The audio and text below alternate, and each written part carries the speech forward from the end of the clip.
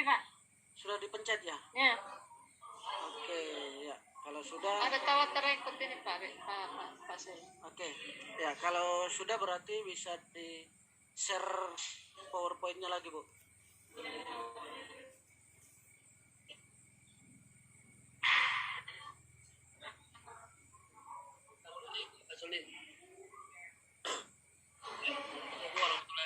Selamat siang Ibu Luciana.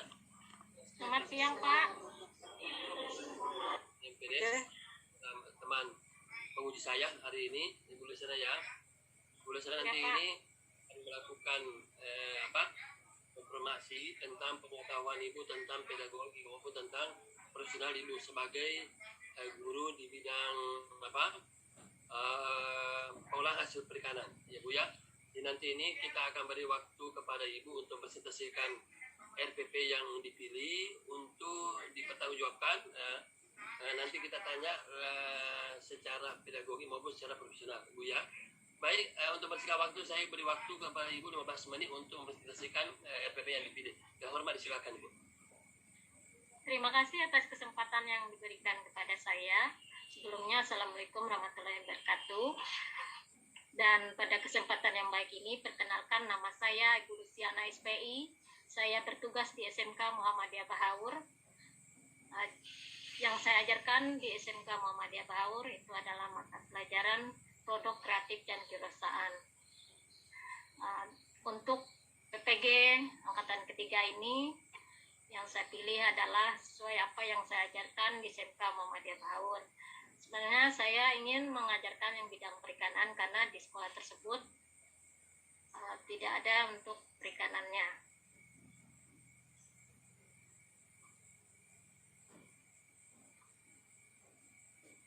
Demikian untuk perkenalan awalnya. Kompetensi dasar yang saya ambil untuk mata pelajaran produk kreatif dan kewirausahaan yaitu dari kompetensi dasar 3.2, mengaplikasi peluang usaha produk barang atau jasa. Dengan tujuan pembelajaran, setelah mempelajari materi ini dan menggali informasi serta berdiskusi, diharapkan peserta didik mampu memahami peluang usaha produk barang atau jasa dengan baik dan benar. Kemudian diharapkan setelah mempelajari materi ini dan menggali informasi serta berdiskusi, diharapkan peserta didik mampu menentukan faktor-faktor keberhasilan dan kegagalan usaha dengan baik dan benar. Kemudian yang ketiga, setelah mempelajari materi ini dan menggali informasi serta berdiskusi, diharapkan pendidik mampu menilai orang-orang di sekitarnya yang sukses dalam berwirausaha dan membiasakan diri bersikap optimis dalam segala hal.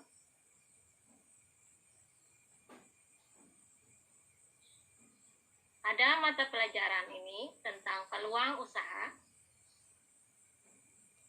di SMK Muhammadiyah Bahaur. Untuk siswa-siswi kami, kebanyakan setelah lulus banyak yang memilih untuk bekerja. Jadi saya rasa di mata pelajaran produk kreatif dan kewirausahaan ini sangat tepat untuk diajarkan kepada mereka, karena rata-rata mereka untuk yang melanjutkan ke jenjang selanjutnya itu bisa dihitung beberapa orang saja. Jadi banyak yang memilih untuk bekerja, dan bekerjanya di situ biasanya ikut dengan orang dan atau orang tua ya, melanjutkan usaha-usaha dari orang tuanya dan juga ikut bekerja dengan orang. Di dalam mata pelajaran ini tentang peluang usaha, ini adalah bagaimana mereka melihat peluang-peluang yang ada di sekitar mereka, yang tentunya nanti bisa mereka manfaatkan setelah mereka lulus dari sekolah. Jadi jiwa-jiwa wirausahaanya yang tentunya kita tanamkan kepada mereka dan juga semangat untuk mau belajar, meningkatkan kemampuannya. Karena di tempat kami bertugas itu di daerah desa ya, atau di desa Tanjung Perawan namanya, juga membutuhkan perkembangan yang baik juga dalam membangun daerah tersebut. Ada banyak juga usaha-usaha ya, lumayan banyak usaha-usaha yang ada di daerah Kecamatan Kayan Kuala. Hanya peluang usaha itu adalah kalau di masa sekarang ini, masa pandemi, sangat laku sekali ya, atau sangat diminati itu adalah untuk jenis usaha-usaha pembuatan jus, jus buah, kemudian juga usaha bakso ya, itu sangat diminati sekali di daerah-daerah. Nah, di sini saya sudah menyiapkan RPP saya bentuk PowerPoint, media pembelajarannya. Nah, dari usahanya, dari kompetensinya tadi, mengaplikasi peluang usaha produk barang atau jasa. Ini masuk pada C3. Jadi menerapkan di situ ya. Kemudian, nah ini ada beberapa tujuan. Memang di dalam RPP saya itu di situ ada tertera memahami peluang usaha, itu belum sempat saya lengkapi ya. Kemudian saya mengirimnya juga malam. Saya cuma sempat memperbaiki untuk pembuatan soal, dan saya memperbaiki di tujuan pembelajarannya di PowerPoint-nya. Jadi situ saya lengkapi kata-katanya. Tentunya di sini untuk menilai orang-orang yang di sekitar yang sukses dalam berwirausaha. Saat kita kalau kita pernah berbelanja ke tempat usaha tersebut, untuk kita bisa menilainya ya. Misalnya saat usaha tersebut awal-awal dibuka itu bagaimana ya, banyak enggak produk yang ada di situ. Nah, setelah beberapa bulan apa ada peningkatan atau enggak ya, bisa kita lihat dari adanya penambahan produk-produknya, terus lagi ada karyawannya atau petugasnya bertambah ya, dan bisa kelihatan ya, terlihat ya, bisa terbaca tentunya ya, ada kemajuannya. Kemudian juga kalau untuk yang jasa, karena di sini berbicara tidak hanya untuk produk aja ya, misalnya untuk produk, tapi juga jasa ya, usaha-usaha misalnya usaha rental atau usaha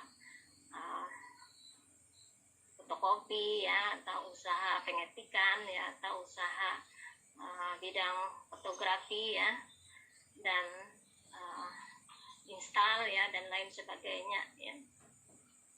Di daerah Pulang Pisau pun ada yang ibu lihat di situ. Dia merintis dari awalnya ya, bagaimana dia awalnya cuma menyewa saja ya, dan sekarang dia sudah menjadi namanya seperti bos kayak gitu ya, pemimpin di dalam usahanya. Nah, saya sudah sukses, sudah membuka usaha tidak satu saja tapi banyak ya. Jadi pintar memanfaatkan peluang dengan baik.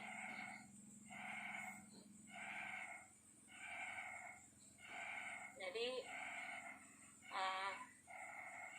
peluang usaha ini juga kita lihat ya, bagaimana keadaan sekarang ini ya, sedang pandemi.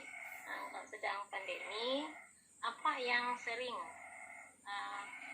apa yang sekiranya tren ya, itu misalnya usaha masker ya, penjualan penjualan masker ya. Nah, sudah ada maskernya, bagaimana lagi kita manfaatkan peluang? Ada lagi ya, masker ada ya, beragam macam bentuknya sudah. Ada tulisannya ya. Nah, bagaimana selanjutnya ya?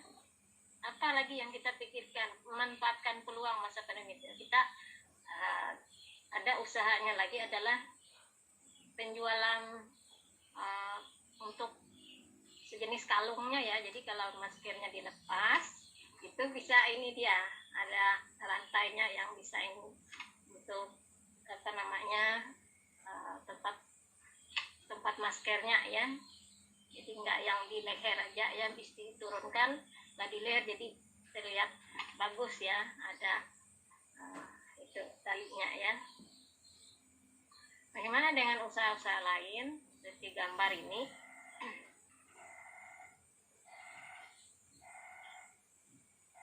Apa yang bisa kita manfaatkan dari gambar yang ada ini ya? Apa kita lihat usahanya, jenis usahanya apa yang sekiranya cocok di situ ya, untuk usaha kafe ya, atau apa yang bagus ya. Nah, selanjutnya adalah mengapa seseorang mengalami kegagalan dalam berwirausaha.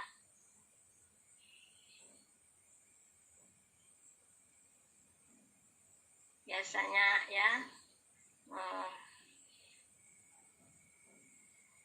bisa juga itu ya, kegagalannya karena dia kurang bersungguh-sungguh ya. Terus manajerialnya kurang bagus ya.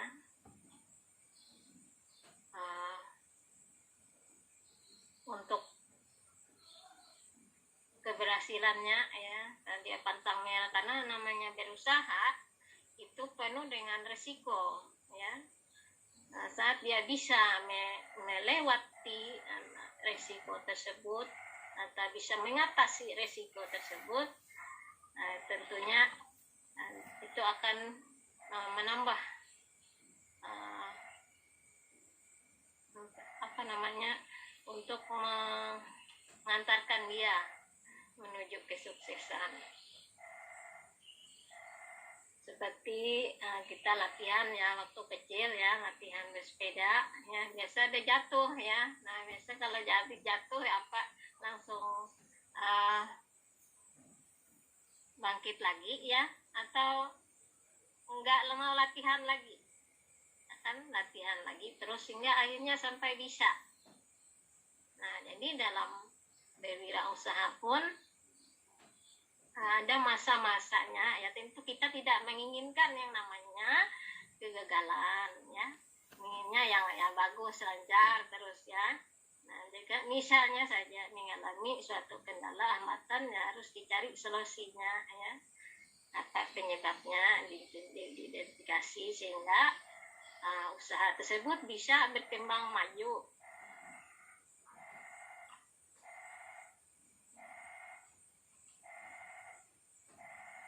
Nah, di dalam pembelajaran ini nanti ada bagi kalian untuk berdiskusi berkelompok. Nah, harus menggali lebih dalam lagi ya tentang faktor-faktor keberhasilan dan kegagalan usaha.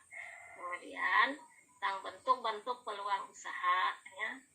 Terus peluang usaha yang sesuai dengan kondisi lingkungan masing-masing secara kreatif dan inovatif, serta nama-nama orang yang sukses dalam wirausaha beserta keterangannya. Minimal 3 tokoh atau orang. Maksudnya di sini seperti misalnya saya contohkan yang sukses ya, misalnya Pak Menteri kita ya, Pak Nadiem Makarim ya, dengan usahanya dulu Gojek ya. Nah, sekarang dengan usahanya tersebut bisa mengatakan ya jadi sukses ya, dengan apa namanya, tidak putus asa ya, tetap semangat ya dalam berusaha. Banyak juga di sini, ini ada gambar-gambar ya. Nah, ini gambar wirausaha sukses di usia muda. Ya, Gibran Rakabuming Raka, anak Bapak Presiden kita. Ini ya, dengan usahanya yang usaha kuliner ya, usia muda, dan meskipun orang tuanya pejabat ya, presiden ya, tapi dia artinya mau mandiri ya, dari belajar dari nol ya, sehingga usahanya dia rintis ya, sehingga usahanya disukses. Ini juga ada yang paling muda, usianya 15 tahun, dari usia 15 tahun dulu ya, ini sudah lebih dari 15 tahun.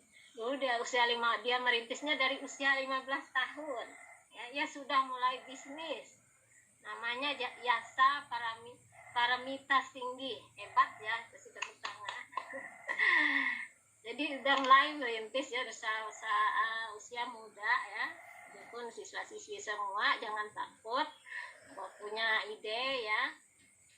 Disebut untuk kita menunjukkan peluang usaha ya. Nah, dia berani ya berwirausaha dengan caranya masing-masing ya. Bagus ya. Nah, pada kesempatan ini setelah kita melaksanakan diskusi, kita tanya jawab situ ya, dan kita evaluasi ya apa yang kita telah diskusikan ya. Untuk refleksi kita, kesuksesan seseorang tak memandang batasan usia. Ada banyak contoh wirausahawan sukses pada usia muda. Bahkan beberapa di antaranya justru merintis sendiri dari nol. Tentu saja, setiap keberhasilan yang dicapai tidak akan terlepas dari sikap kerja keras dan pantang menyerah masing-masing pribadi. Ya, jadi dari pribadinya sendiri ya, ada kemauan untuk maju ya, untuk menjalankan usaha ya. Ya, semoga bermanfaat. Terima kasih.